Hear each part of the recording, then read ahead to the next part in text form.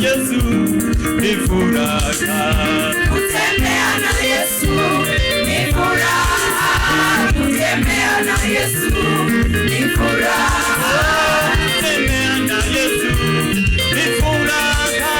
Kutembea na Yesu ni furaha. Kutembea na Yesu ni furaha.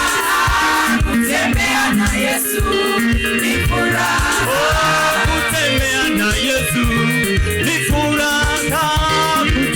na Yesu ni furaha. Kutembea na Yesu ni furaha. Kutembea na Yesu ni furaha. Kutembea na Yesu ni furaha. Kutembea na Yesu ni furaha. Kutembea na Yesu ni furaha. Kutembea na Yesu ni furaha. Kutembea na Yesu ni furaha. Nataka twende hivi pole pole.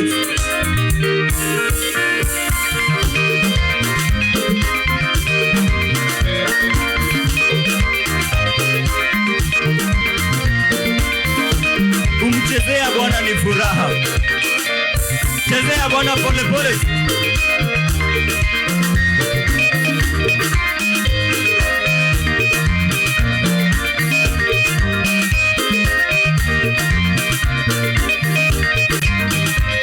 We shall praise the Lord with everything that is within us, with everything that is around us. Hallelujah! I will praise the Lord. I will sing to Him. My God is good, oh. My God is good, oh. I will praise the Lord. I will sing to Him. My God is good, oh. My God is good, oh. I will praise the Lord. I will sing to Him. My God is good, oh. My God is good, oh. I will praise the Lord. I will sing to Him. My God is good, oh. My God is good, oh. I will praise the Lord. I will sing to Him. My God is good, oh. My God is good, oh. I will praise the Lord. I will sing to Him. My God is good, oh. My God is good, oh. I will praise the Lord. I will sing to Him. My God is good, oh. My God is good, oh. I will praise the Lord. I will sing to Him. My God is good, oh. My God is good, oh. I will praise the Lord. I will sing to Him. My God is good, oh. My God is good, oh. I will praise the Lord.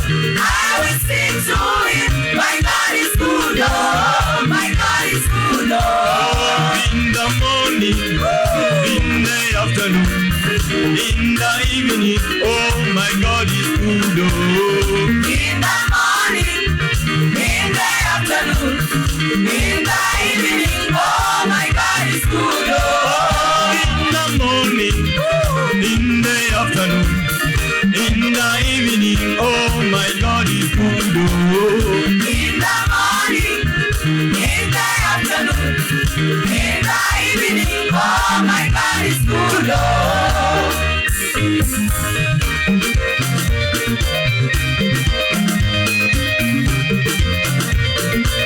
Miguu yako imchezee Bwana.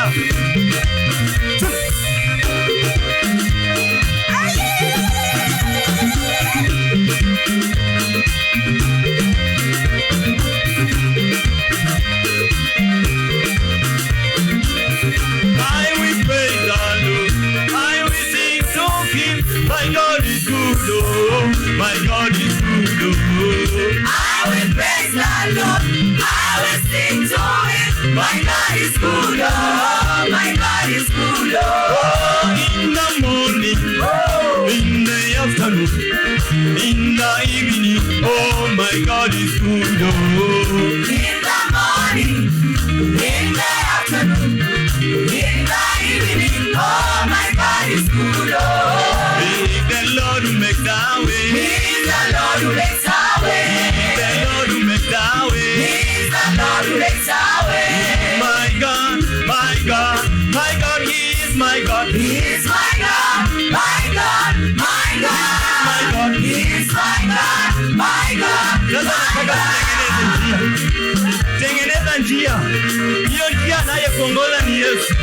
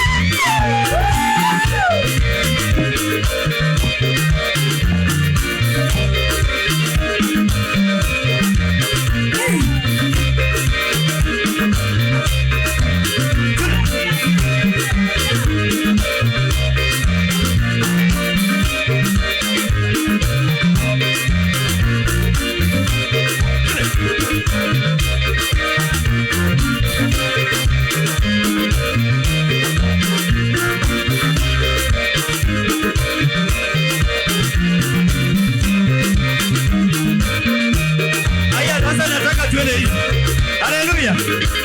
Nataka twende hivi.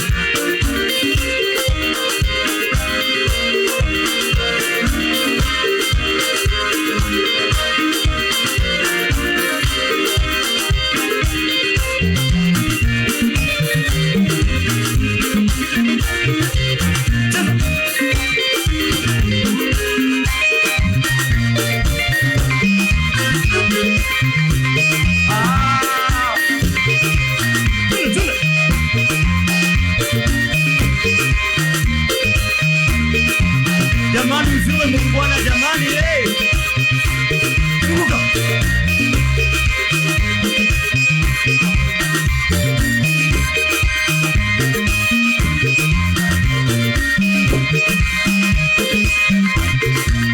Kumbuka. Aya sasa nataka tuende hivi. Nataka uwe hivi. Inama tu kidogo tu. Inama tu kidogo tu. Inama tu kidogo tu. Sasa nataka ukaribie jirani yako. Karibia tu jirani yako. Karibia jirani yako. Haleluya. Haleluya. Sisi ni majeshi ya Mungu. Mimi na wewe ni jeshi la Mungu.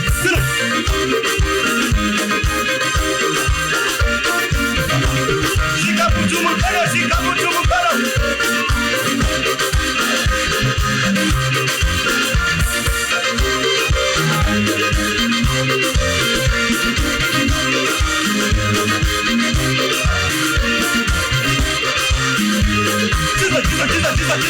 Cheza.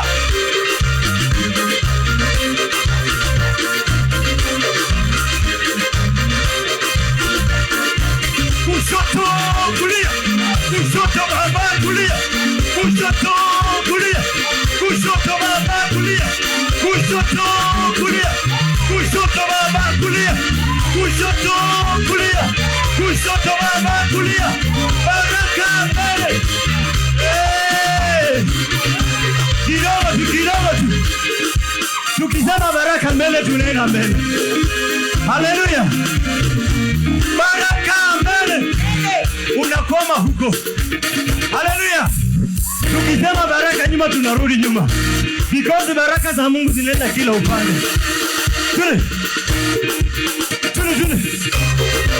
Hey!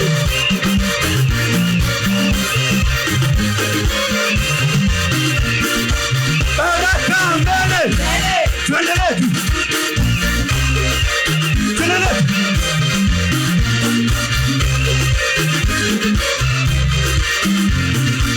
Baraka mbele. Kuna mtu amerudi nyuma.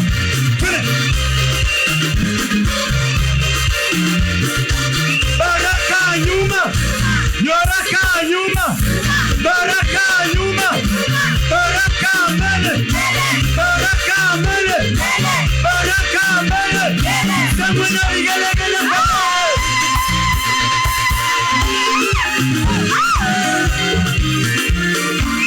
Tunataka tuseme huyu Yesu tunampenda. Tunataka tuseme huyu Yesu tunampenda.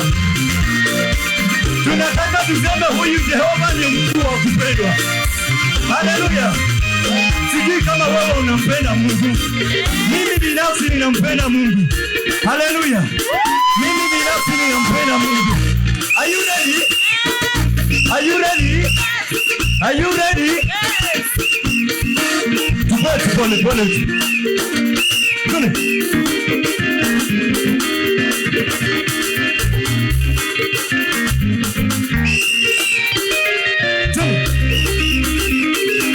Wanakuja pole tu. Hapa hatuna haraka.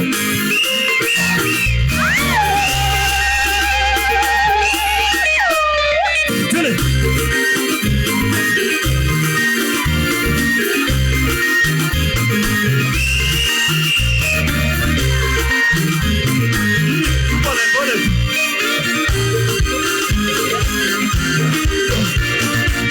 Bwana Yesu ninakupenda. Bwana Yesu ninakupenda. Bwana Yesu ninakupenda. Bwana Yesu ninakupenda. Bwana Yesu ninakupenda. Bwana Yesu ninakupenda. Bwana Yesu ninakupenda. Bwana Yesu ninakupenda. Bwana Yesu ninakupenda. Bwana Yesu ninakupenda. Bwana Yesu ninakupenda. Bwana Yesu ninakupenda. Bwana Yesu ninakupenda. Bwana Yesu ninakupenda. Bwana Yesu ninakupenda. Bwana Yesu ninakupenda. Bwana Yesu ninakupenda. Bwana Yesu ninakupenda.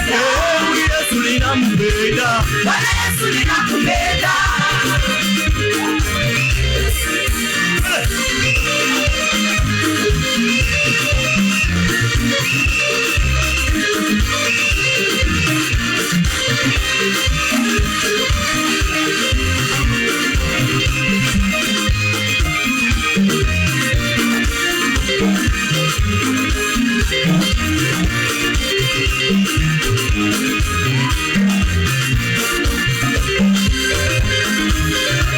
Sasa nataka tuone. Are you ready? Nataka tuone. Tule. Tule bale. Tule. Tule bale. Tule.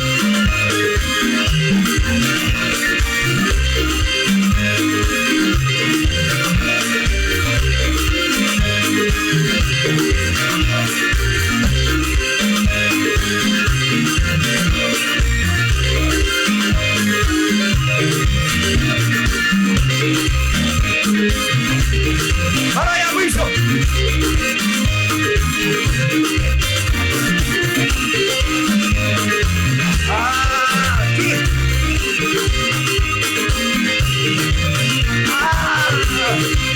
Ukiwa wewe ni jeshi la Mungu, tunamsifu na kile chote ambacho tuko nacho.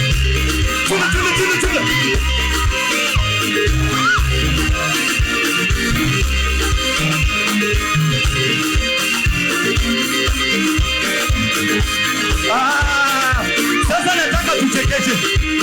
Sasa nataka kuchekeche. Kuchekecha ni maana yake ni siri. Tunaondoa yale ambayo hatutaki tutatupa mbali. Haleluya. Kuna yale ambayo Mungu hataki tukae nayo, na yeye atatusaidia kuyaondoa. Tule.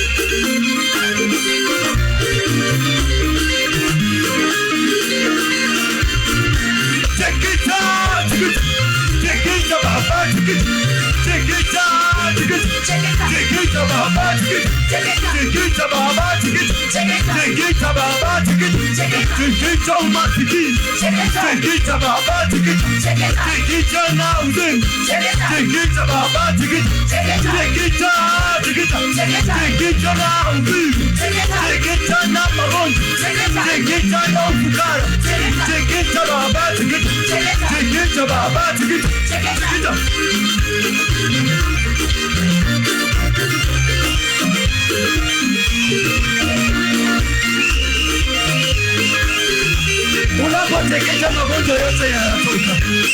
Unapotekecha hata yale ambayo yalisemekana hayawezekani yanatoka.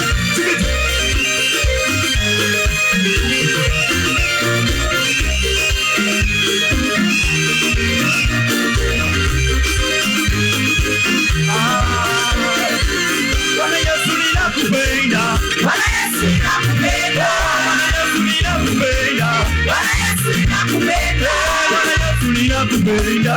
Bwana Yesu ninakupenda. Bwana Yesu ninakusifu. Bwana Yesu ninakusifu.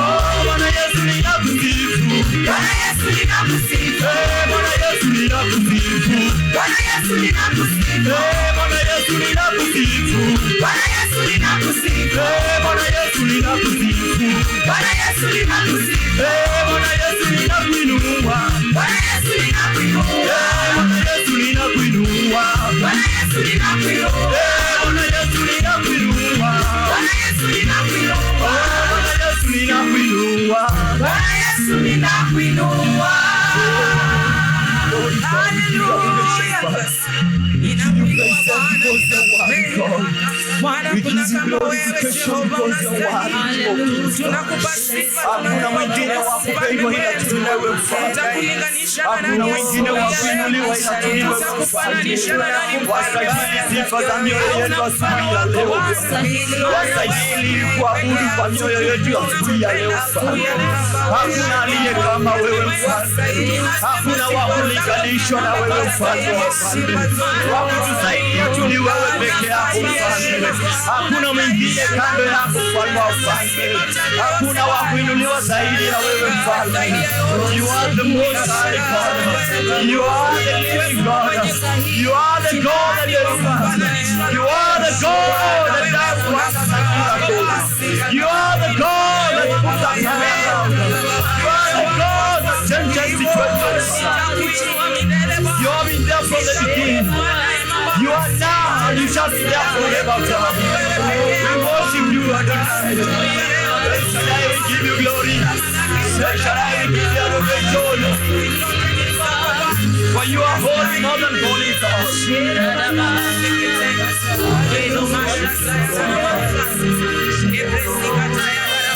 Praises, Father. May you take your place, Holy Spirit of God.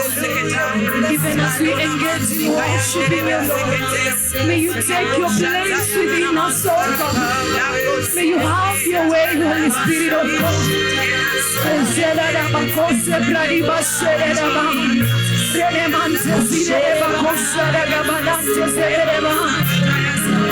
Take your place, Holy Spirit of God. Have your way, Jesus. Have your way, oh God. Take your place, Jesus. Bring your healing over here, God. Let there be a flow of your power, Holy Spirit of God. We are in all of you, Jesus, this morning. We are in all of you, oh God.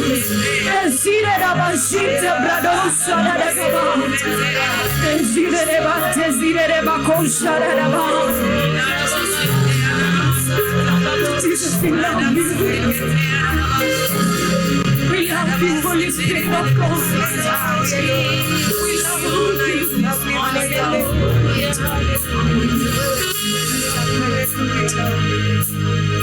Nasema asante kwa Mungu wangu. Nasema asante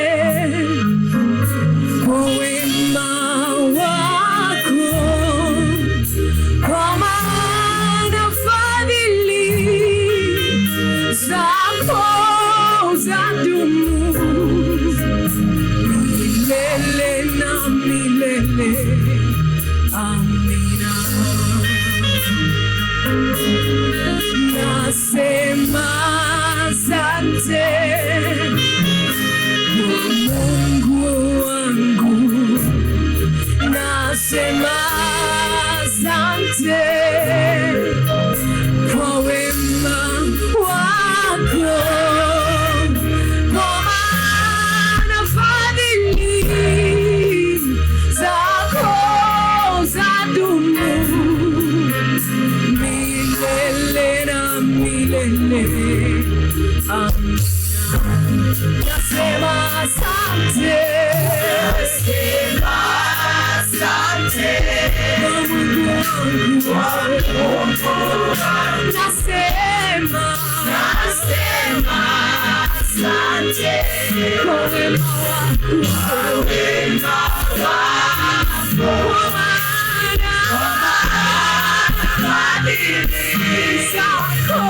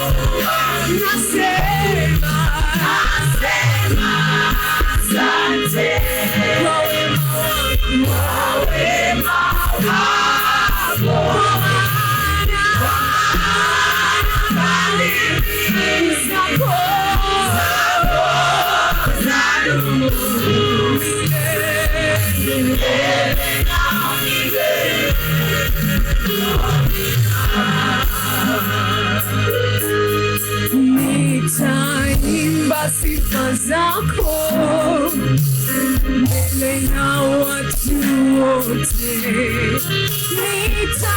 nitaimba sifa zako mbele ya mataifa, kwa maana fadhili zako zadumu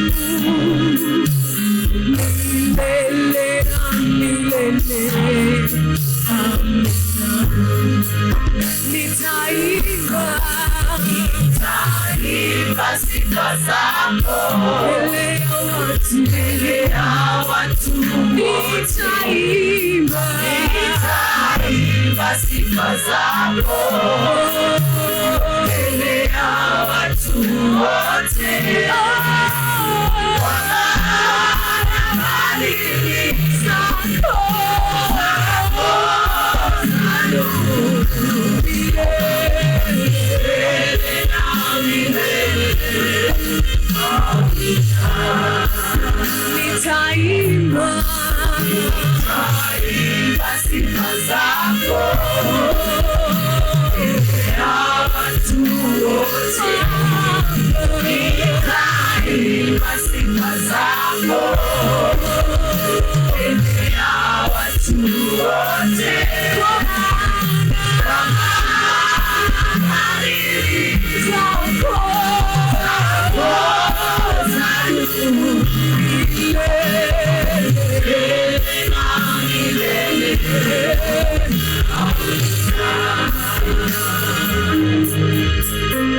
Kwa maana fadhili zako zadumu milele na milele.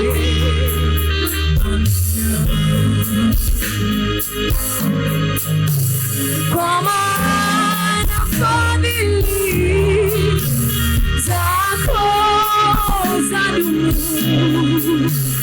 milele na milele.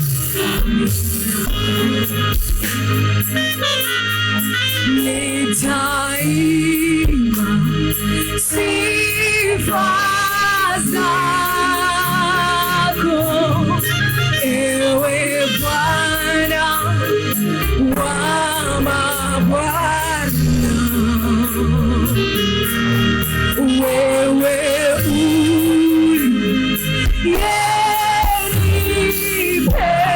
uliyenipenda kanifanya huru kabisa. Tunaimba sifa zako, ewe Bwana mwenye enzi, wewe uliyetuumba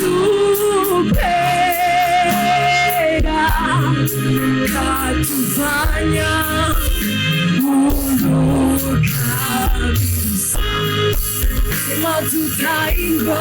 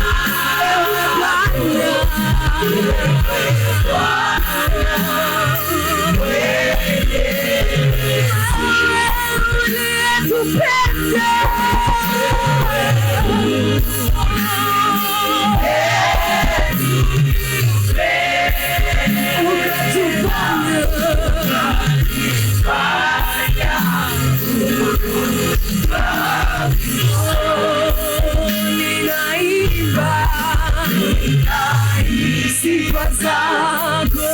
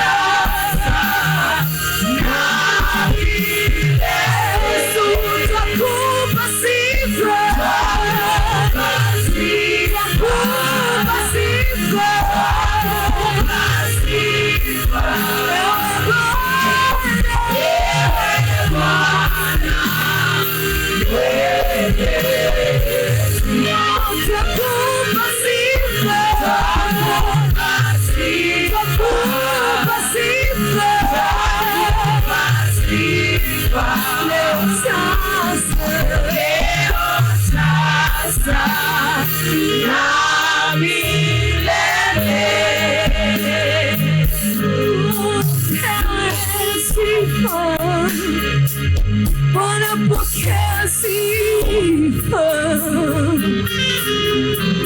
Ewe Bwana Mwenyezi, tunakupa sifa, twakupa sifa leo, sasa na milele. Tunakupa sifa, utukufu wote.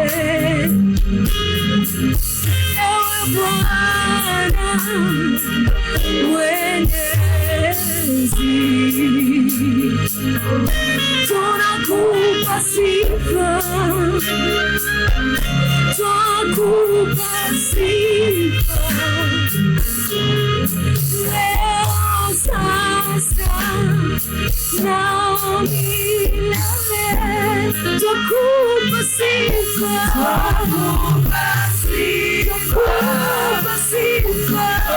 twakupa sifa, ewe Bwana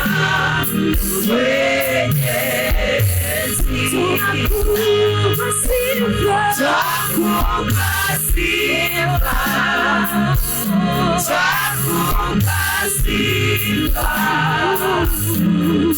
leo, sasa na milele. Unatosha, wanitosha, Mungu wa agano, wewe wanitosha.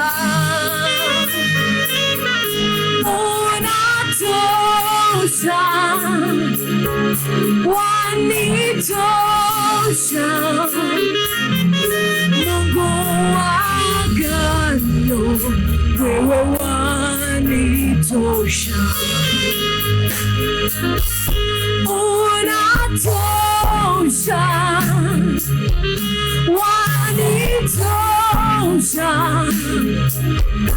Mungu wa agano, wewe wanitosha.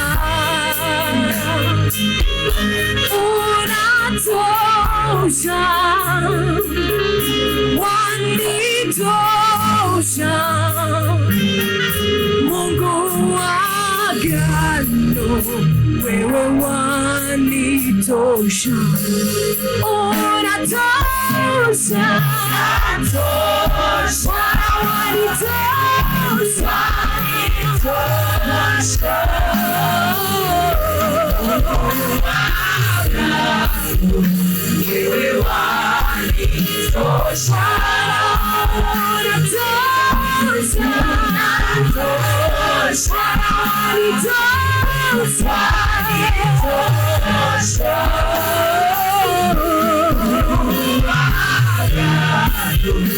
wewe wanitosha.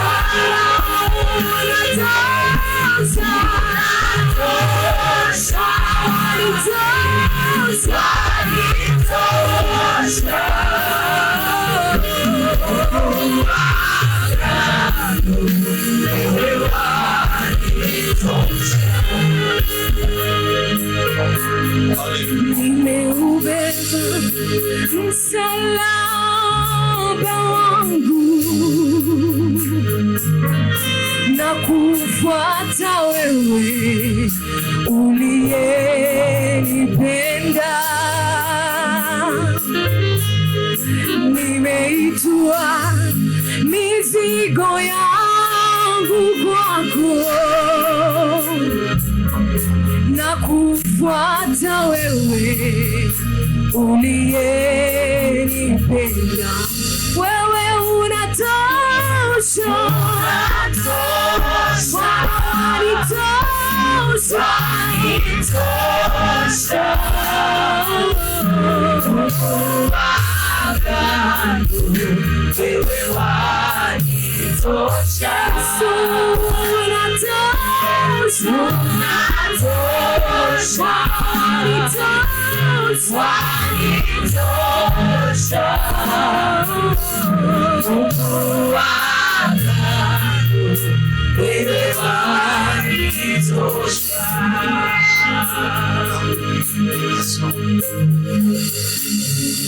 Yes, Lord.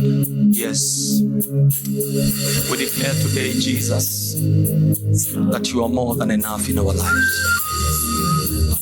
Tunatangaza na kukiri kwenye vinywa vyetu ya kwamba Bwana kweli ukiwa ndani mwetu tunavyo vyote ambavyo tunavyovihitaji.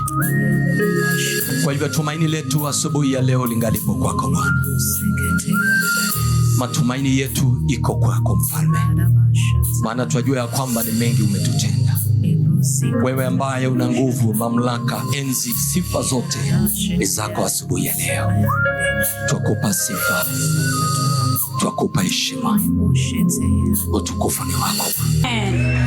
Give it up for the Lord again. Hallelujah. Shangilie Bwana kwa makofi.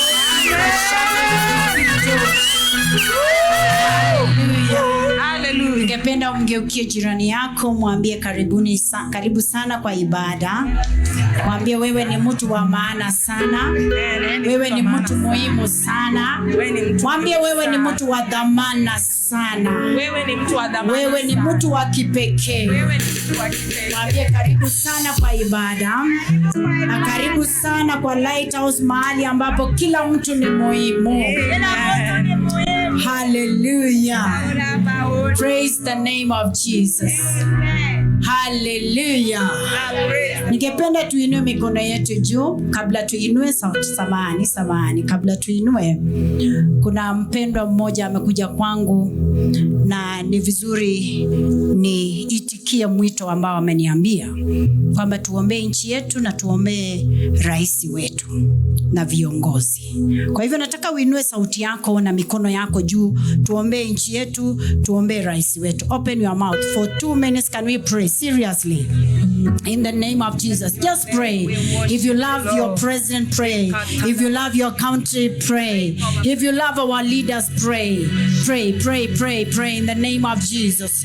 Pray. Rikatoka Baladesh. Mazota lamanana makataka Baladesh. Rikaboza tana mazaya. Rilanosha nana mazata. We bless our nation. We bless our country. We bless our President William Samoei Ruto. We bless his life. We bless his family. In the name of Jesus, we declare protection over his life. We declare the wisdom of God, divine wisdom upon him. Father, lead him. Oh, Father, lead him. Hold his heart and lead him lead his heart. Lead him, oh Father. Direct his steps. Direct his speech. In the name of Jesus. Rikatoka balakatana maza. Rikamanda nanozata labahande. Rikabalakosata labahande. Rikamosata namaza. We bless him. In the name of Jesus. Rikanana mashanda. Rakosakata kabalakata. We come against weapons of the enemy.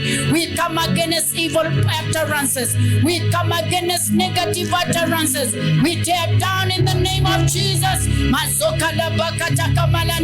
We declare divine protection of our nation. Oh Father, bless your people, the people that you've chosen as your inheritance, the people of Kenya. Bless them, oh God, and prosper our nation. In the name of Jesus Christ, we declare that no weapon formed against our nation shall prosper. We tear down in the name of Jesus every cloud of darkness hovering upon our nation, hovering upon our leaders, hovering upon our president. We tear down, we bring it down in the name of Jesus. Maroda labaka sheketa kabanare. Mazona nana mashanda labakata. Rikata kapala dosha. Setanana namasekelegeda. Rikabaka shatalamasa. Our nation will stand. Our nation will be stable. Our nation will stand. Our nation is established. Oh God Almighty, bless this our nation. Prosper this our nation. Protect this our nation. Rakata kapala kata. Mazota lipakata namanesh. Reketa kapala dosita yabane. Rinana namashandalaba. Zakata kapala desh. Leaders come from you, oh God. Oh Father, bless and lead and guide and protect to the glory of your name. Thank you, my Father. Hallelujah. In Jesus' mighty name we have prayed. You can take your seat in the presence of the Lord. Karibu sana kwa ibada ya leo Jumapili.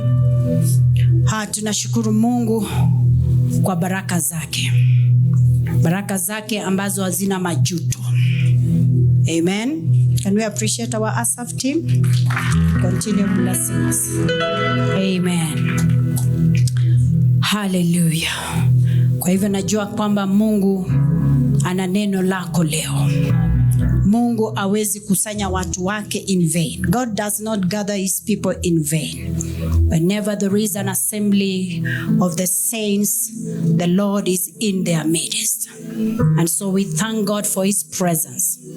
We thank God for his presence in our midst. And I know the angels are positioned themselves to bless your life, to bring divine packages of breakthrough. Amen. And so I want you to open your heart, because it's another thing to open your heart and it's another thing to receive. Open your heart that you may receive the word of God and that you may receive the blessings that come with the word of God. And so today I want to talk about breaking invisible barriers for your breakthrough. Kuvunja vizuizi visivyoonekana ili upate upenyo wako. Hallelujah. Na kwa sababu msimu huu ama mwaka huu ni mwaka wetu wa upenyo maradufu. Kwa hivyo lazima tukabiliane na vitu ambavyo pengine inaweza zuia ama itazuia ama inazuia upenyo wako maradufu. Kila mtu anatumaini, kila mtu ana imani kupenya katika maisha. Kila mtu ana imani ama ana matarajio kuvuka na kuwa katika kiwango kingine katika maisha. Lakini kuna vitu ambavyo havionekani, ambavyo vinakaa ama vinakuwa vizuizi vya upenyo wako, vizuizi vya baraka zako, vizuizi vya maisha yako ya kiroho. Bwana asifiwe. Maisha ya ndoa, maisha ya familia, maisha ya taaluma yako, biashara yako, kuna vitu ambavyo vinazuiaga. Na mimi nashukuru Yesu sana kwamba alikuja kuvunja vizuizi. Kwa huduma ya Yesu watu wengi walipona sana, kwa sababu ama watu wengi waliwekwa huru sana, kwa sababu Yesu alikuwa amepakwa mafuta. Na hata leo mafuta hayo yako miongoni mwetu kuvunja nira.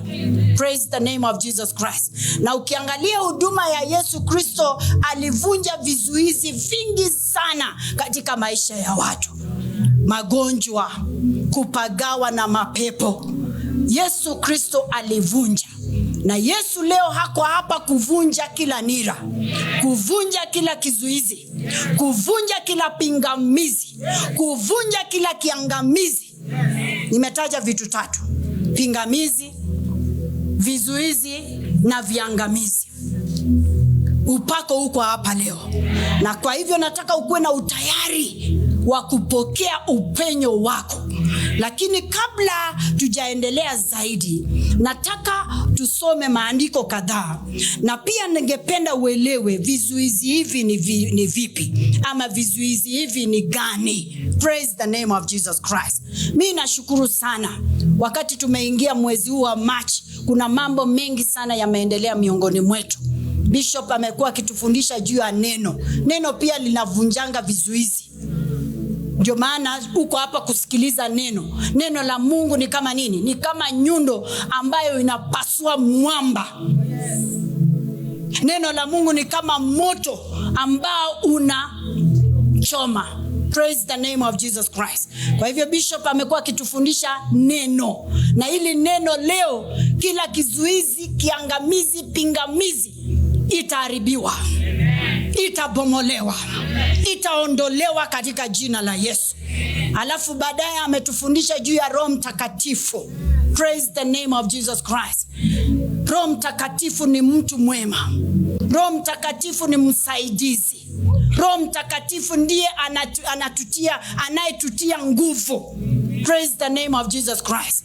Tunapopata ujazo wa Roho Mtakatifu, si kunena kwa lugha peke yake. Tuko pamoja?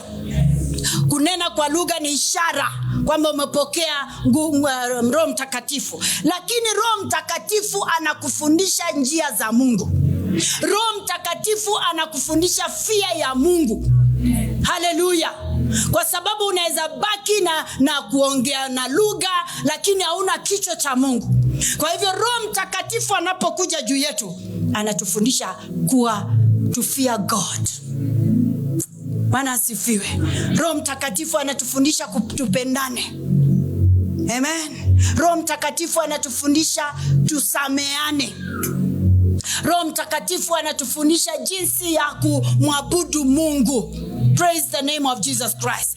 Roho Mtakatifu ni mwalimu mzuri. Praise the name of Jesus Christ. Kwa hivyo siku zote za maisha yako, kaa na rafiki mwema, destiny helper, ambaye ni Roho Mtakatifu. Kama si msaada ya Roho Mtakatifu, hatungekuwa hapa. Bwana asifiwe. Hatungekuwa tumefika hapa. Hatungekuwa tumeongozwa hadi hapa. Hatungekuwa watu tunaofaa. Lakini Roho Mtakatifu msaidizi wetu ametusaidia. Praise the name of Jesus Christ. Hallelujah. Ndio maana Sara akaimba. Sarake akaimba, niloweshe Roho Mtakatifu, niloweshe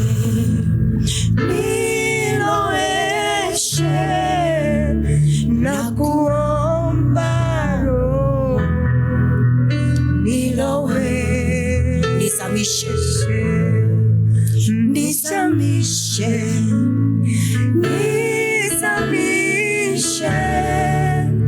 Roho Mtakatifu. Make it a prayer this morning. Nizamishe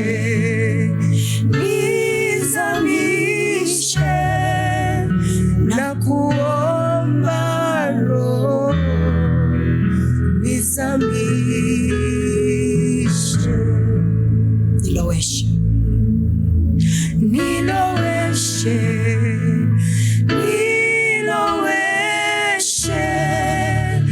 Roho Mtakatifu, nizamishe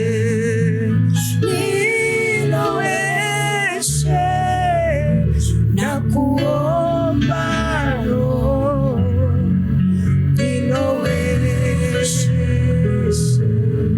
So tunaomba Roho Mtakatifu pia avunje invisible barriers miongoni mwetu ama katika maisha yetu. Kuna vitu tunang'ang'ana navyo. Kuna vitu vinatupinga. Kuna vitu inatuzuia tusitimize hatima zetu. Roho Mtakatifu ni msaidizi wetu. Bwana asifiwe. Na kitu cha pili ninaomba kwamba Roho Mtakatifu atakufunulia hivyo vizuizi. Atafunua, atafungua macho yako ya ndani na utaanza kusikia Roho Mtakatifu akikuambia mambo haya ama kitu hiki na hiki ndio kinazuia success yako, inazuia hatima yako, inazuia maombi yako. Ungependa kuomba, ungependa kufunga, lakini kitu hiki ndicho kimekuzuia. Bwana asifiwe. Haleluya. Nataka nitoe mfano ama ushuhuda wa dada moja ambaye sitamtaja jina, lakini nimeomba, hata niliomba on Tuesday, was it on Tuesday? Nikaomba aniruhusu niseme. Huwa hatusemi mambo ya watu, lakini hii ninasoma na nasema kwa utukufu wa Mungu. Ninasema ili jina la Mungu liheshimiwe. Ninasema ili utiwe moyo. Praise the name of Jesus Christ. Kwamba ujue kwamba hali yako haijachelewa, ama hali yako si sugu, ama hali yako si ngumu. Hakuna kitu kinamshinda Bwana. Praise the name of Jesus Christ. Hakuna ukuta inamzuia Yesu Kristo. Hiyo ukuta leo itaanguka. Hiyo kizuizi kitabomolewa. Hiyo pingamizi itaondolewa. Bwana asifiwe. Kwa hivyo huyu dada akaja, akasema tu, wakati tulikuwa kwa Januari maombi ya 31 days, akiomba, Roho Mtakatifu akamfunulia jambo fulani. Ndio nimeomba kwamba Mungu atufunulie vitu ambavyo vinatuzuia. Mungu atufunulie ukuta ama nyuta ambazo zimeinuka wakati tunataka kuendelea, zinatuzuia. Kwa hivyo huyu dada akiomba, akaonyeshwa na Mungu ama akaambiwa na Mungu, akaambiwa na Roho Mtakatifu, akakumbusha vitu ambavyo vilifanyika kwa maisha yake akiwa miaka 5.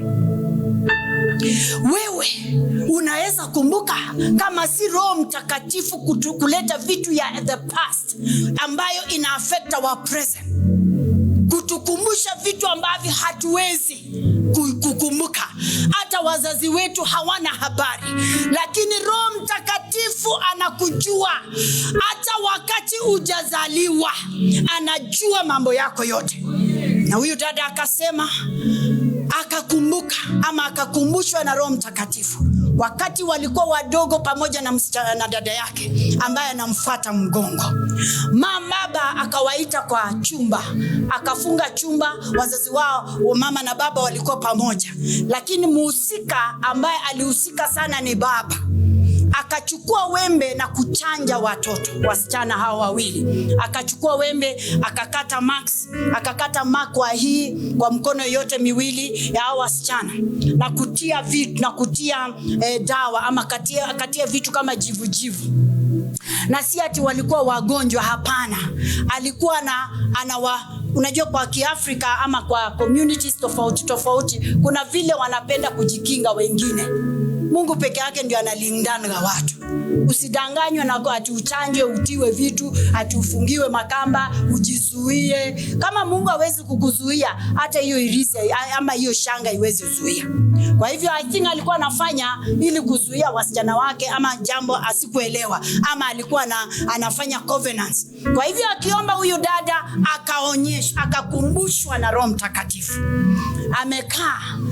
Amekaa baada ya Januari, Februari, wakati mtumishi wa Mungu Bishop Paul Ruto anaongea juu ya Roho Mtakatifu, Roho Mtakatifu akamkumbusha na akamwambia na kuelekeza uombewe. Make a confession before the servant of God. And she came and she said, and I prayed for her by the grace of God, and she was delivered. Bwana asifiwe. Bwana asifiwe. Kwa hivyo ninaomba Roho Mtakatifu akuonyeshe. Anaweza kukuonyesha kwa ndoto, anaweza kukuongelesha kwa roho yako, ama anaweza kukuongelesha kwa neno lake. Praise the name of Jesus Christ. Kwa hivyo naomba kwamba macho yako yafunguke. Na huyu dada anasema nilipomuombea akajipata ako kwa vision, na akaona nyoka ikitoroka. Akasema ndio hiyo. Nikasema kwenda kabisa. Nyoka ni shetani, nyoka ni uchawi. Akaona nyoka milele. Praise the name of Jesus Christ. Akasema penye naishi ni 1 hour. Alipotoka kwa maombi alihisi mwepesi kwa sababu kuna kizuizi kimeondolewa. Anasema anaendanga for 1 hour, lakini alijipata alitumia dakika 40 kufika penye anaishi. Ndio ujue shetani ni muongo. Amelindikizia watu mizigo. Watu wanataka kusonga mbele, wamefinywa na nira na mizigo mizito. Yesu anasema njooni kwangu munaolemewa na mizigo mizito, jifundisheni kwangu. Nira yangu ni rahisi na mzigo wangu ni mwepesi. Hallelujah. Bwana asifiwe.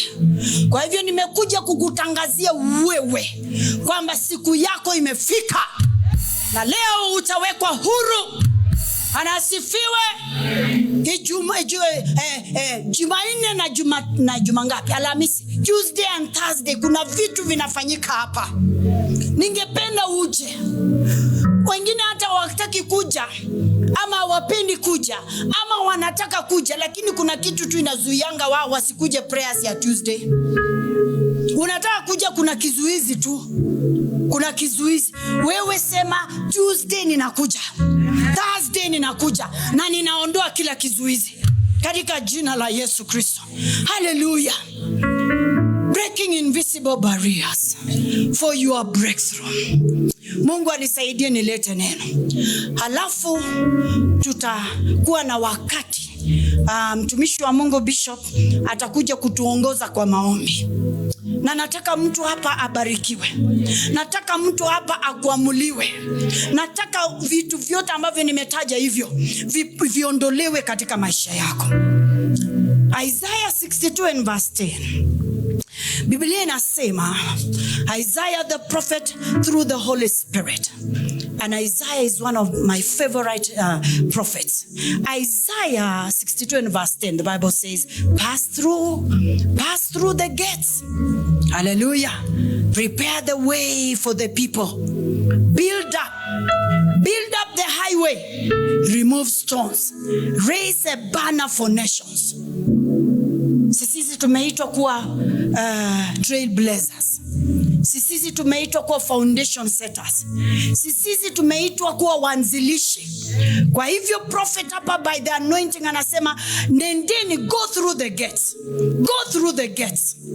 Na kuna gates in the spiritual realm. Bwana asifiwe. Ambazo lazima tuingie. Gate ya ndoa, gate ya career, gate ya education. Na kuna gates ya wengine zimefungwa. Today we are going to break invisible barriers. Today we are going to remove stones. Today we are going to remove the rocks. Today we are going to break the limitations. Prepare the way for the people. Build up. Raise a godly foundation. Build up the highway. Remove the stones. Raise a banner for the nations. Nations ni watu. Bwana asifiwe. Kwa hivyo tutainua viwango katika familia zetu. Tutasema hapa ndio tunafika. Hapa ndio tunafika. Hivi ndio tunataka. Tunainua viwango vya kiroho. Tunainua viwango kwa mfano ya maombi katika familia. Bwana asifiwe. Na wewe ukitoka hapa leo, enda inua viwango kwa maisha yako. Inua viwango kwa familia yako. Inua viwango kwa ndoa yako. Inua viwango kwa biashara yako. Praise the name of Jesus Christ. Tukishaharibu na kuangamiza na kuondoa invisible barriers, tunaanza kujenga upya. Praise the name of Jesus Christ. Hallelujah. Hebu tupatie kwa Kiswahili. Thank you Jesus. Hallelujah. Receive the anointing. Receive the anointing to raise godly foundations. Receive the anointing to break invisible barriers. In the name of Jesus. Bitieni katika malango. Itengenezeni njia ya watu. Wewe ndio unatengeneza njia. Mahali ambapo imebomoka, mahali ambapo kuna ukiwa, mahali ambapo kuna maafa na mauti. Sisi ndio Mungu ametupaka mafuta tutengeneze njia. Bwana asifiwe. Haleluya. Wewe ndio wa kwanza kufanya kitu kipya katika kizazi chako.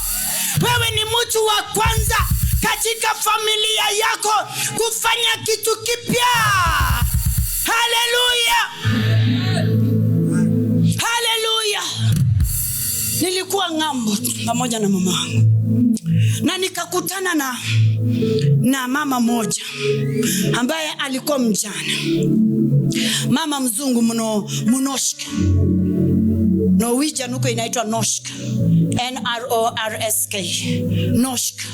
Norsk ni Kinorwegian. Alikuwa Mnoshka. Bwana asifiwe.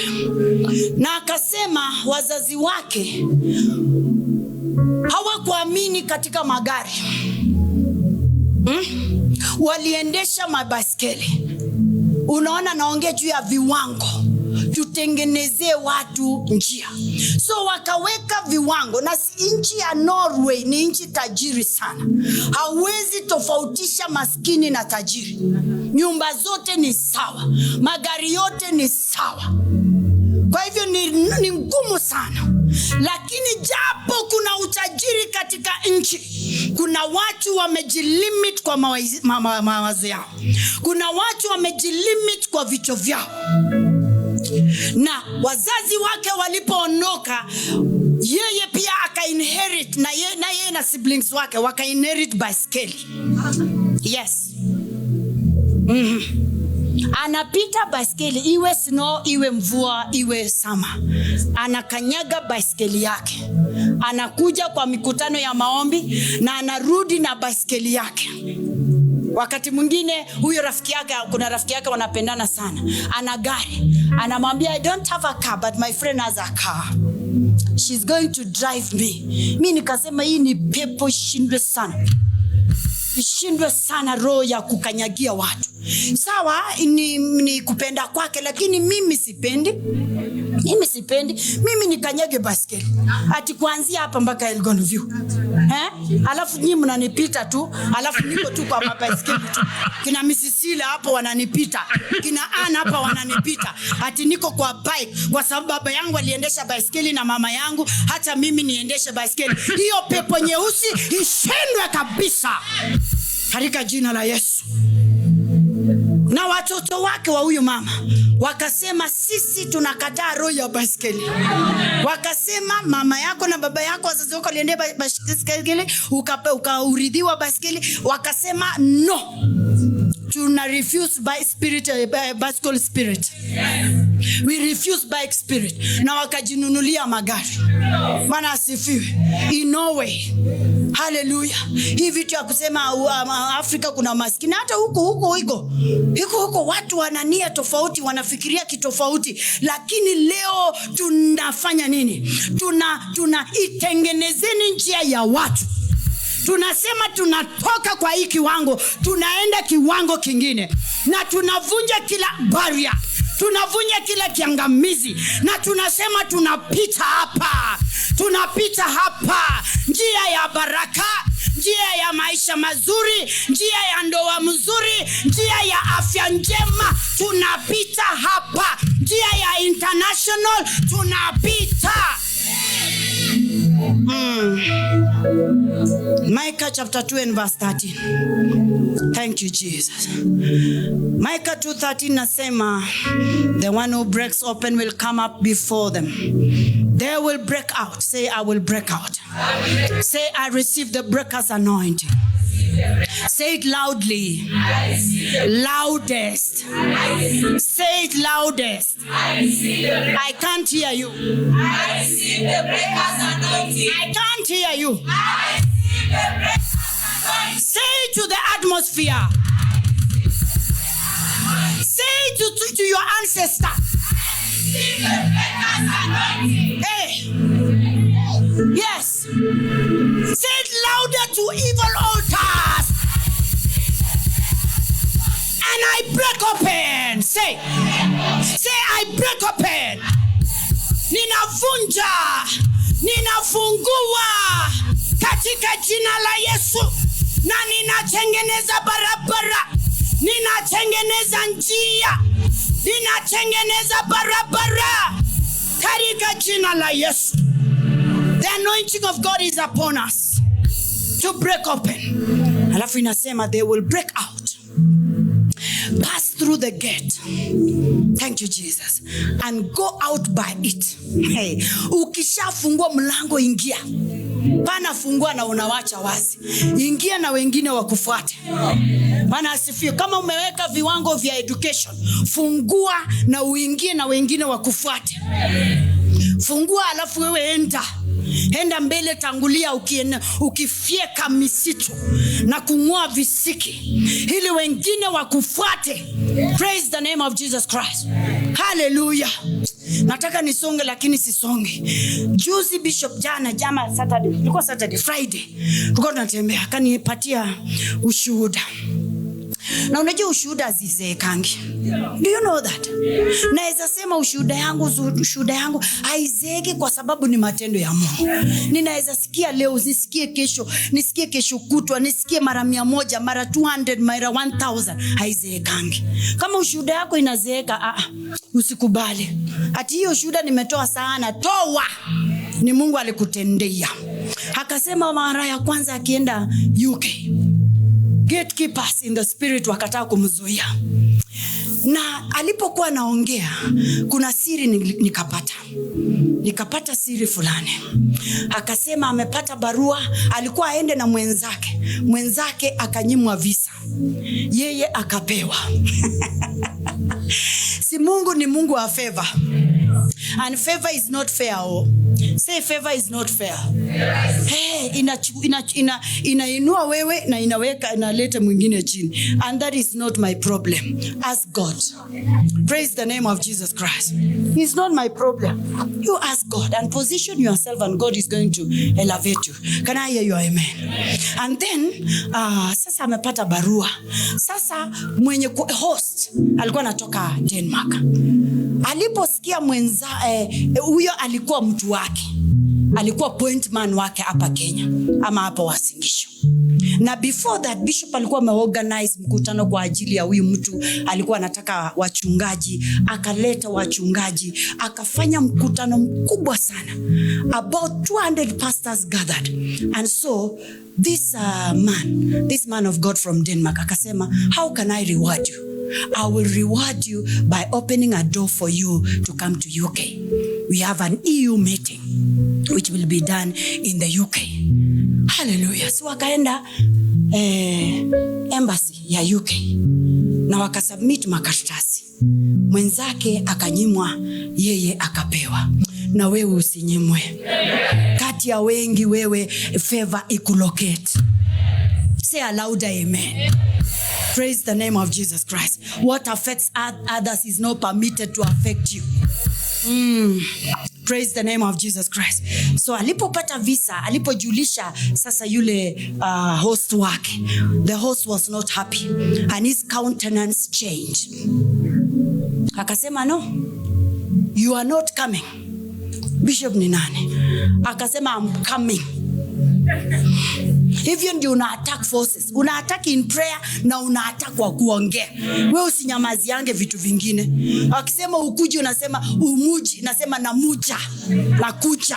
Wakisema uingie unasema naingia. Wakisema uwezi anzisha, mwambie naweza anzisha. Na utaona. Unatolea ridho mapepo na ancestors ya kwenyu. Unawaambia ninakuja. Hallelujah. Akasema you're not coming. Akasema I'm coming. Na akamwambia I will make a call to UK whatever ya immigration. Who are you to make a call?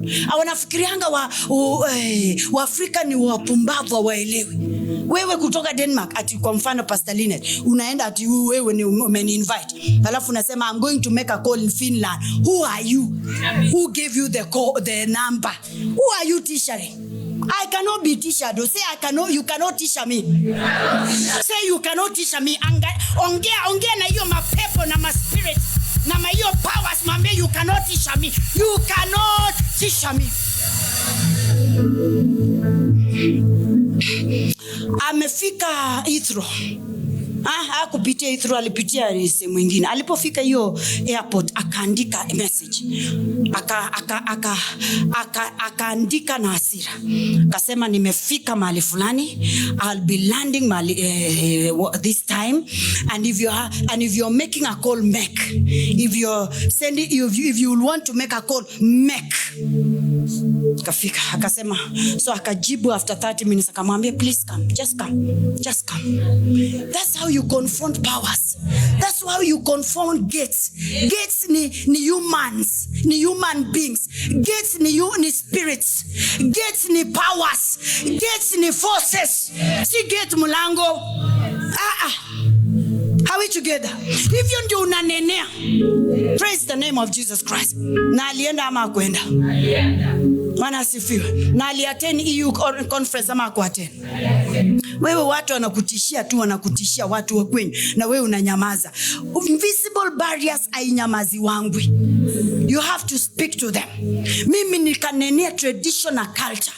Sina shida na wanaume, sina shida na my community. Niko na shida na cultural spirits. Traditional spirits ambazo zinazuia watu. Na nikasema nitainuka, nitavunja viambaza. Na nyinyi ambao mnasema muonwe na wanawake waonwe na na wasionwe, mimi mutaniona na mutanisikia. Sikuwa nanenea ma community, nilikuwa nanenea spirits. Hallelujah. Praise the name of Jesus Christ. Inafinyilia watu. Sehemu yako ni mahali fulani. Wewe unastahili kusoma kiwango fulani. Wewe unastahili kwenda kiwango fulani. Nikasema mutaniona na mutanisikia. Bwana asifiwe. Praise the name of Jesus Christ. Tumesoma Micah. Hallelujah. Praise the name of Jesus. Kwa hivyo lazima tuinuke. Lazima tufanye nini? Lazima tuinuke. Lazima tushambulie. Lazima tupingane nao. Lazima tutete nao wanaoteta na sisi. Hallelujah. Bwana asifiwe. Sema nimepakwa mafuta. Hallelujah. Na niliponenea hivyo viambaza, Mungu akaniachilia upako, akaniachilia mafuta, nikafikia kizazi changu. Bwana asifiwe. Hallelujah.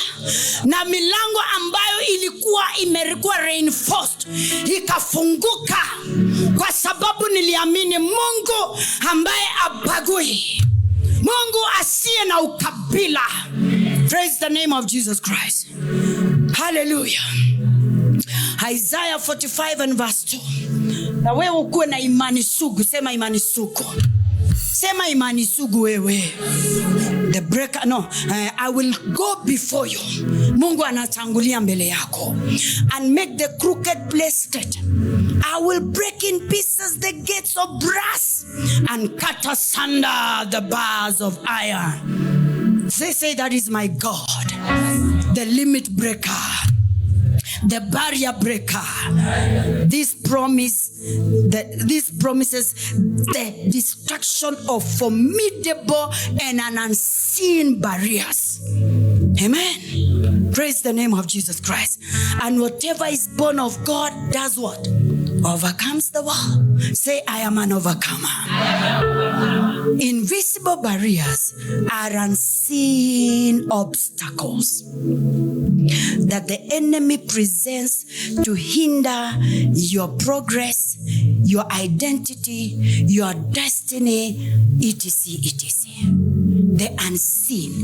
You may not, you cannot see them, but you can see the results. You can see its manifestation. Unaona ina manifest, inajidhihirisha. Hauoni, lakini kuna kitu tu inakuzuianga. Nelly na nani? Nelly na Miriam, hebu leta leso iko hapo. Unaona auone, sema auoni, lakini unaona matokeo. Are we together? Kuna mtu ako na leso ya black, kitu black. Haya, sawa, acha tushike hii ni black. God bless you. You are in the spirit in the day of the Lord. Ashikeni this invisible barrier. Penduka, na leo umevaa fanano ya. Haya, step up. Step up. Kujeni hapa. Kujeni hapa waone. Haya, vuruteni hiyo unseen, endeni mbele kidogo. Hallelujah. Nimesema nini? They are unseen. Lakini unaona matokeo yao. Unaona nini? Unaona matokeo. Mbona nina experience a delay? Mbona nina experience pain? Mbona ninakuwa na a lot of struggle when it comes to prayer? Ikifika giving, songeni kidogo. Ikifika giving, you are really struggling. Ikifika mambo na marriage, you are really struggling. Wakati tu nataka mshike tight, shika na mkono mbili yote chini hapa. Wakati una approach breakthrough, ndio hiyo. Kwa mfano, umesoma, ndio huyo karibu unafanya form 4, kakitu tu inakuja. Unajipata wewe ni mgonjwa, umelazwa. Haya, umejenga nyumba, umeendelea kidogo, haumalizi. Are we together? Umeanza project, umepeleka karibu una defend your thesis ama your dissertation. Kwa wale ambao ni wasomi, kidogo tu supervisor anakuambia nimewachana na kazi yako. Invisible barrier. Unajiandaa, kesho ni Goitoro Rasho, na umeita marafiki, umeita majirani, umeita hata na maadui wakuje washuhudie wema wa Bwana.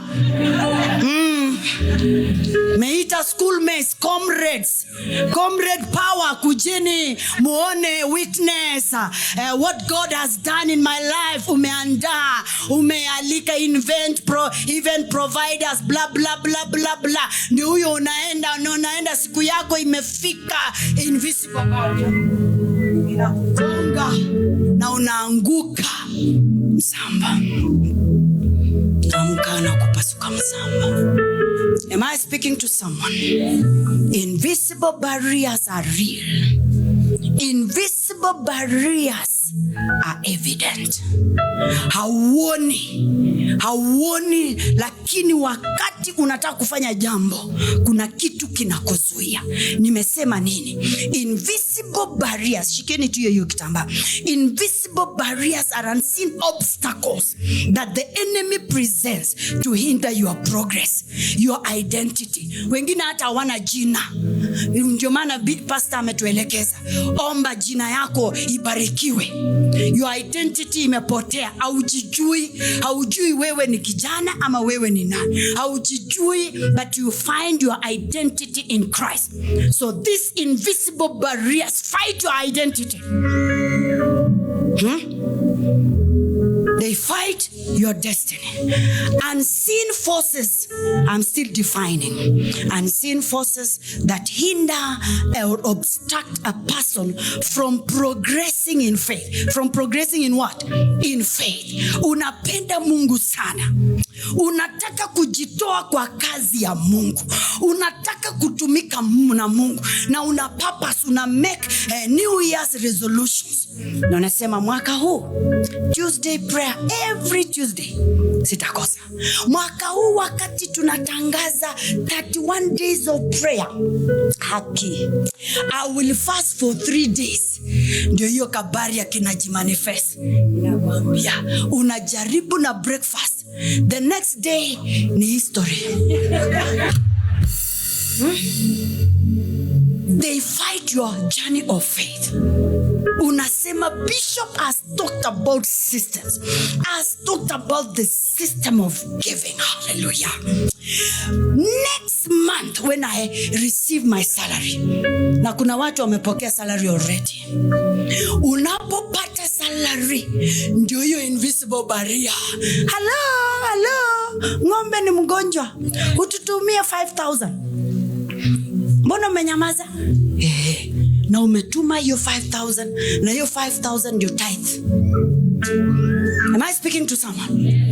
Unasema hata una vow in your heart, God help me, I want you even to join intercession, I want to join a praise and worship, I want to join media. Alafu unajipanga, uko na hiyo hari, uko na hiyo motisha. Alafu wakati unataka kuchukua baria ndio hiyo na ina kudiscourage, you get offended. Unseen forces that obstruct a person from progressing in their faith or receiving God's blessings or fulfilling their divine purpose. Unasikia watu wana testify, Mungu amenitendea, niko na ushuhuda wa upenyo maradufu. Wewe unajiuliza, hii ushuhuda ziko wapi niende niokota hata mimi? Mbona mimi sifanyiwa kwangu? Mbona mimi hata simama mbele ya watu kutestify invisible barriers? Na ninatangaza katika jina la Yesu, chochote ambacho kimekuzuia usiachieve the blessings of the Lord, today it shall be broken. Can I hear your amen? These are not physical but rooted in spiritual realities. Wakati unataka kufanya vitu vya kiroho, unajipata uko fearful, unajipata uko anxious, unajipata umekuwa discouraged, offended, ama unachoka tu bure. Hakuna kazi umefanya, lakini ikifika umeambia Mungu nitaamka saa 9 nitaomba, kuna kitu tu kinakukalia, kinakukandamiza, hauwezi ukaamuka. They are rooted in spiritual realities. They are rooted in your emotions. They are rooted in spiritual reality. They are rooted in emotions. Kuna emotions ya watu. Kuna watu wanapigana na emotions. They are suffering from what I call emotional pain. Kitu kidogo inawakwaza, kitu kidogo inawasumbua, kitu kidogo kwa sababu ya traumas ama vitu wamepitia katika maisha. Kwa hivyo invisible barriers inakuwa rooted in their emotions. Songeni hapa, in their emotions. Songa na staki kwa speaker. Vuta nele. Leo tunavunja mahabari. Speaker ipende isipende, tutavunja. Praise the name of Jesus Christ. Rooted in their emotions.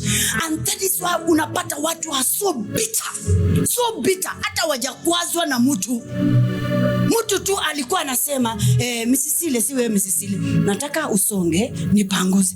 Umenionaje? Suanze na huko. Wewe tu ni kuangalianga watu na kupita mbele ya watu. Your emotions are affected. Kwa ndoa unang'ang'ana, husband amekuambia tukutane mahali fulani, wewe tu unaona tukutane, si wewe useme tu what is wrong with you wife, what is wrong with you? Emotions zako zimekuwa affected na imeact kama imebaria, uwezi songa. Mahubiri na ubirio unasema Pasamasi leo alikuwa ananilenga tu, mimi silengi wewe, mimi nahubiri neno la Mungu, kwa sababu neno la Mungu ina search the intents and the thoughts of the heart, for every man is naked before God. Yani niamke usiku nikae 3 hours nikiandaa ujumbe kwa sababu ya Neli. God help me. Kwa hivyo neno linapokuja kama upanga, inapenya kwa moyo wako, kubaliana nayo. Kwa hivyo these unseen forces manifest in spiritual realities, in emotions ya watu iko affected. Wameniona aje? Wamenichukua aje? Walipea huyu nyama na mboga, mimi nikapewa mchele peke yake. Check your emotions. There's nothing wrong with nyama na mboga. Wewe ndio angalie mambo yako. Tuko pamoja. Hallelujah. Rooted in spiritual realities, emotions, thoughts, unseen forces that influence a person's life. Hallelujah. And now you will see these things manifesting in someone's career. Silikuwa nimesema mtu atimilizi, mtu amalizi ana career kwa sababu akusoma ya kutosha, ama kitu kilikuja kikamtoa ndio maana ana career. But God is a restorer. Can I hear you? Amen. Vitu pia ina manifest kwa education. Watu wana drop out kwa sababu hizo invisible barriers inazuia watu wasifikie viwango vya education. Are we together? Ama wamesoma sana lakini wamekuwa bure in the society, bure in the family. Wana Kiingereza kizuri, hata nyinyi hamjawahi kuona wendazimu wenye wanaweza ongea Kiingereza kwa mapua, lakini ni wendazimu. Lakini ni nini? Ni wendazimu. Mtu amesoma, ako na degree, lakini ana nguo ya kuvaa. Hivyo vinaitwa nini? Unseen forces. Hallelujah. Na hivi vitu unaviona kwa education, unaviona kwa family. Nataja tu, nitaenda deep zaidi. Unaona kwa finances. Watu tu wamengangana kusoma, wamengangana kulipa nyumba, wamengangana kufanya hivi na hivi. Yesu alifanywa maskini ili tukue matajiri. Kwa hivyo ninatangaza utajiri kwa maisha yako. Roho ya umaskini tunaangamiza. Roho ya umaskini tunaitesa. Roho ya umaskini tunaidhalilisha. Na tunatangaza utajiri katika jina la Yesu. Katika jina la Yesu. Naona ina manifest kwa finances. Unaona ina manifest kwa mesema kwa marriage breakdown. Watu hawaelewi. Elewa kwamba unapopitia, nataja tu vitu kadhaa. Elewa kwamba unapoona manifestation, unapoona fruit ya hizo vitu, elewa kuna invisible barriers that are hindering your destiny. Praise the name of Jesus Christ. Na mimi nimekuja kuongea na mtu. Nimekuja Mungu asaidie mtu, si umati. Kwa maana tunanenea your situation. Tunanenea your situation. Praise the name of Jesus Christ. Hallelujah. These unseen barriers are responsible for all setbacks in your life. Listen, anything that hinders or obstructs, complicates, barricades, or prevents a person from experiencing the fullness of God's blessings is an invisible barrier. Mesikia? Chochote ambacho kina complicate, yani inafanya vitu vikue ngumu, ina complicate ndoa, ina complicate your career, ina complicate maisha. Elewa kuna an invisible barrier, kuna an invisible hand ambayo inafuata hatima ya huyo mtu. Kwa hivyo tumekuja kukutangazia kwamba kuna ushindi, kuna jibu katika Yesu Kristo. Praise the name of Jesus Christ. Anything that barricades a person from experiencing, complicates, obstructs, or hinders a person from experiencing the fullness of God's blessings, or fulfilling their purpose, or moving forward in their spiritual journey is an invisible barrier. Can I hear your amen? And that is why, listen, that is why many lives are delayed. Have you ever experienced delay in one area or another? Yes. Nani kila mtu ana experience delay, because life is not a playground. Life is a battleground. We have experienced delay in one area or another. Kuna delay tu ume-experience kwa maisha yako. There is an invisible. And on Tuesday, we dealt with invisible barriers ya delay. Kuna mama mmoja rafiki yangu ambaye ni mke wa mchungaji. Kasema ilikaa muda sana wasichana wake wazuri warembo hawaolewi. Akawa anauliza Mungu, anaomba, akifunga, akijitoa kwa vitu vya Mungu. Anaona wasichana wake ndio hawajaolewa. Alafu hata si wasichana wake, watoto wake wasichana, hata katika siblings wake kuna msichana mmoja amefika 50 na hajaolewa. Akasema, Mungu, hii ni nini? Ndio huyo alikuwa amekaribia 48, ndio huyo 49. Mungu akamwambia nitolee dhabihu, na akatoa dhabihu. Alipotoa dhabihu, Bwana asifiwe. Praise the name of Jesus Christ. There are many ways of dealing with invisible barriers. When you experience delay, maybe prayer will not be one of the keys. Maybe this and this will not be one of the keys. But try sacrifice. Praise the name of Jesus Christ. Na alipomtolea, akaleta gari yao, akatoa kwa madhabahu. Cheza pole pole. Akatoa kwa madhabahu ya Mungu, akapeana kwa kanisa.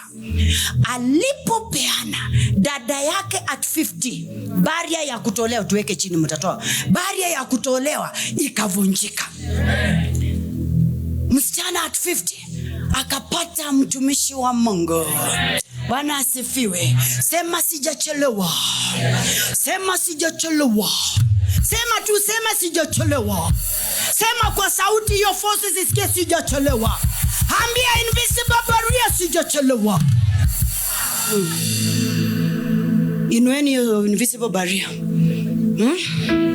Alipo ghafla, mara tu isitoshe, semeni isitoshe, bado anafurahia wema wa Bwana. Ameatena harusi ya dada yake, wamefurahi. Ghafla binvu, msichana wa kwanza akaolewa. Amekaa, wako kwa relationship 6 years na hawaoani. Hiyo baria ikavunjika. Msichana wa kwanza akaolewa. Chukua baria. Sema sichocholewa. Na useme Mungu achelewi. Anawahi kwa wakati. Ninaongea juu ya breaking invisible barriers for your divine breakthrough. Haya, ghafla binvu, baria ikakatika. Msichana wa pili akaolewa. Semeni amen. Semeni amen. Mimi napendanga Mungu jamani. Wewe unapenda Mungu? Wewe unapenda Mungu? Mimi nampenda. Haleluya. Anaondoanga viambaza, anaondoa mawe, anaondoa miamba. Chukueni baria. Hisi toshe. Huyu ni msichana wa?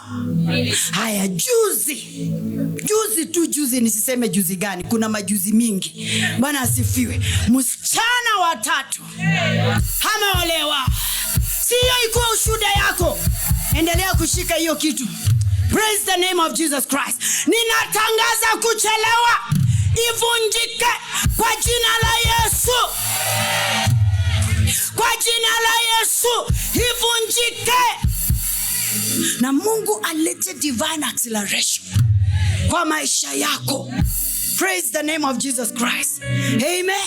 Ili hiyo time yenye ilikuwa wasted, hiyo yenye ilitafunwa na madumadu na nzige na tunutu na nondo, Mungu aondoe, Mungu avunje, Mungu aangamize na kukuletea kasi. Akuletee speed. Sema speed. Say I receive speed. I receive divine speed. Sema na ujasiri.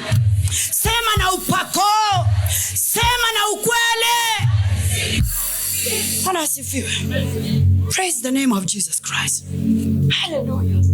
Kwa hivyo unaona hizi vitu inakuja in form of delay. Inakuja in form of stagnation. Inakuja in form of poverty. Inakuja in form of nilikuwa nimelist hapa. Inakuja in form of, nimesema stagnation, si ndio? Una mark time. Kama umekaa kwa kazi moja kwa 20 years, hiyo roho ishindwe kabisa. Hujapewa promotion. Nimekuja kutangaza promotion yako.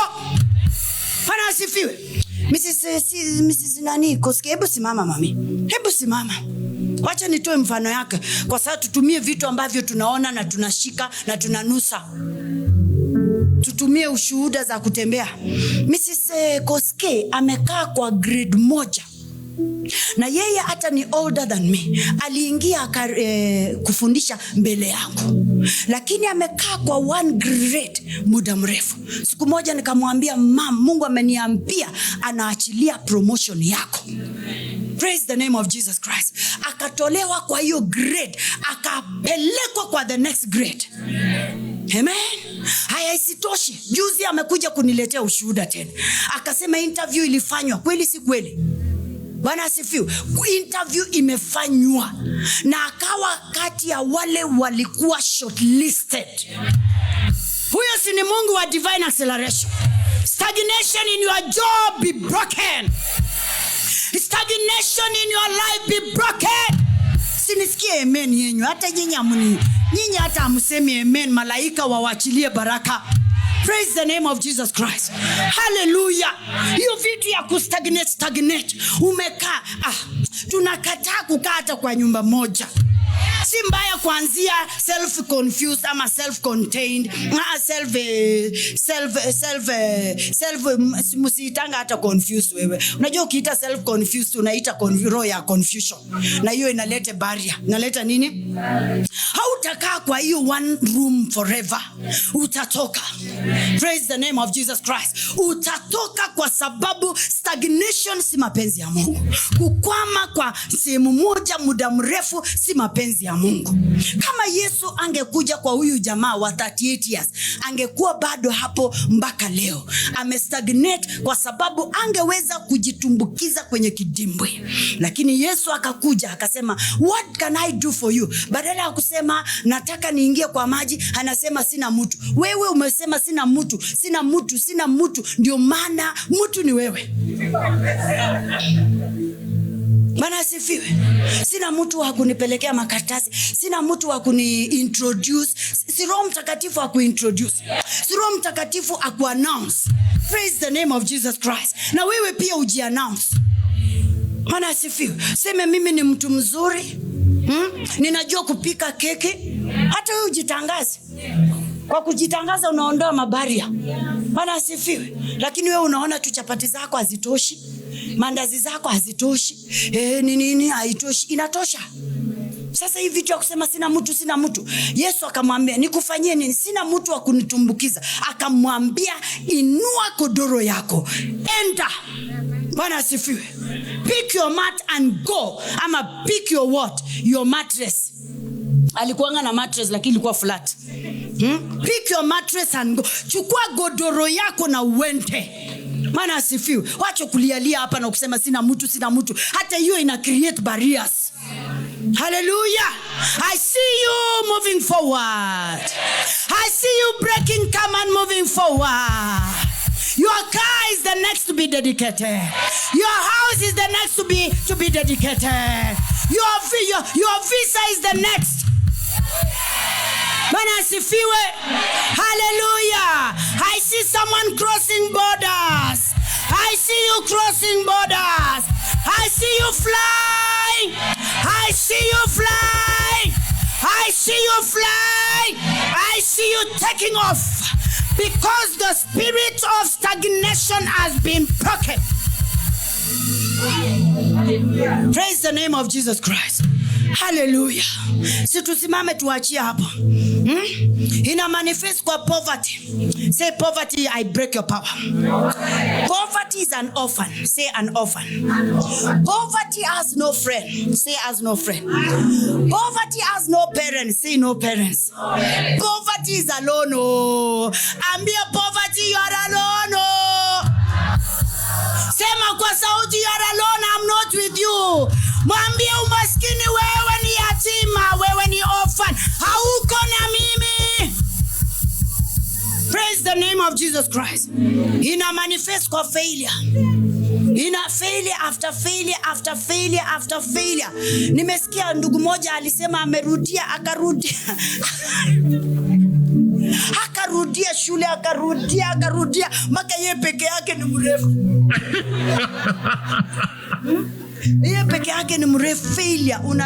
Mpaka siku moja nikaambia mwalimu mmoja, tuachane na yeye Musula. Wachaneni na yeye. Wacha tumsongeshe huyu kijana. Anaandiki chochote, anaandika chip chip chip chip.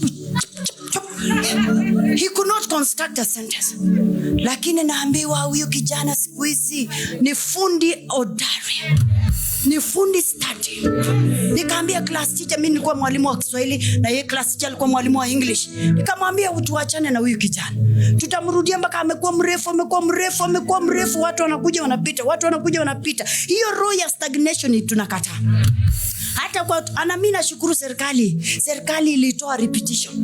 Hakuna kuripitisha watu. Hiyo roho ilikuwa inasaidiana na invisible barriers. Inasaidiana. Walimu wanasaidiana nao, chief anasaidiana nao, wanasaidiana. Hiyo leo tumeangusha. Lift up your voice in the name of Jesus. Say Father, Father. Say my Father. Louder. Loudest. In the name of Jesus. Any invisible barrier standing on my way in form of delay, I break it. Break. Say break. Delay break. In the name of Jesus, we break delay. Akota kabalakata. Seketeketegedesh. Rabosata mandala. Reketegedegedesh. Tunavunja kuchelewa kwa mambo, kuchelewa kwa watoto kuchelewa kwenda shule, kuchelewa kuongea, kuchelewa kusoma. Tunavunja katika jina la Yesu. Kuchelewa kwa ajira, tunavunja katika jina la Yesu. Tunavunja katika jina la Yesu. Maroka raba katakata. Ayayayaya. Hashaka balakata kapa. Hasheta la balata. Speak. Announce. Declare in the name of Jesus. Maroko tokotokotesh. Ayayayaya. Hashaka balakata. Ayayayaya. Haroko bakada. Hasheta balakata. Tunavunja roho ya delay kuolewa, delay kwenda mataifa, delay kujenga, delay kusoma. Tunavunja. Break.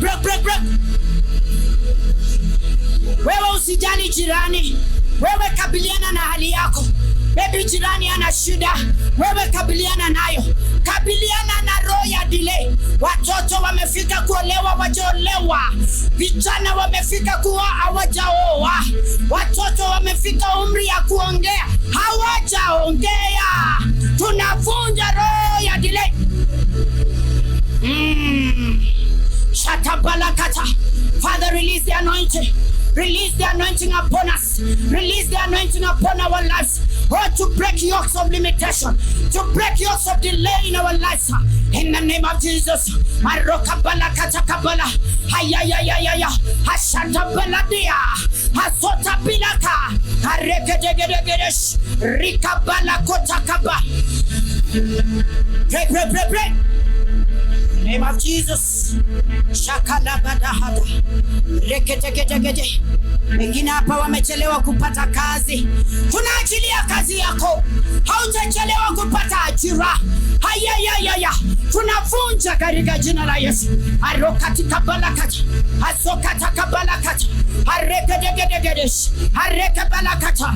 Rikatana manesh.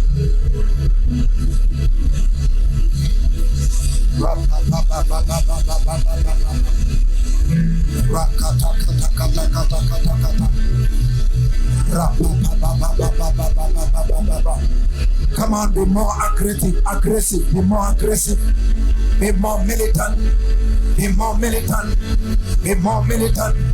Any barrier in your family, any barrier in your finances, any barrier in your business, any barrier. Come on, be more militant, be more aggressive. Sagada bagada bagada gada gada gada gada gada. Hiyo baria imekaa juu yako kwa miaka nyingi. Ondoa vizuizi vyote. Ondoa, iondoke, iachilie maisha yako, iachilie ndoa yako, iachilie biashara yako, iachilie pesa yako, iachilie vyambazi. Wengine ni watu, waondoe. Rapo sakabaka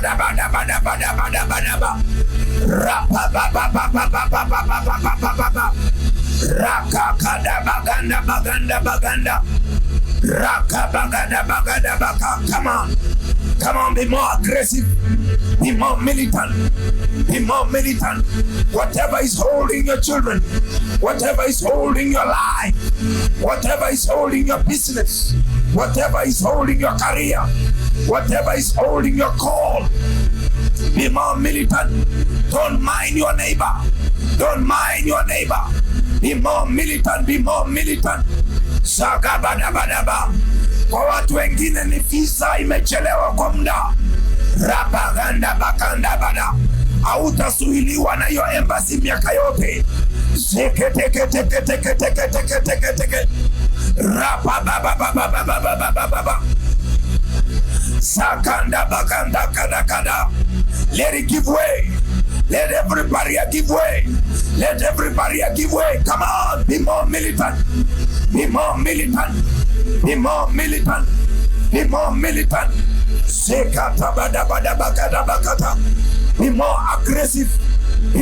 aggressive. On behalf of your children, on behalf of your siblings. Be more militant.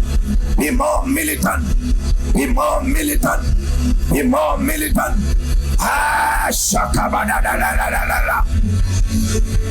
Sambanda banda baganda.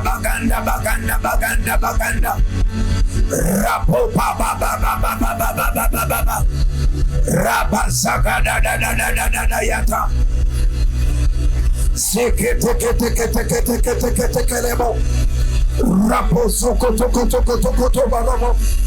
Rapa baba.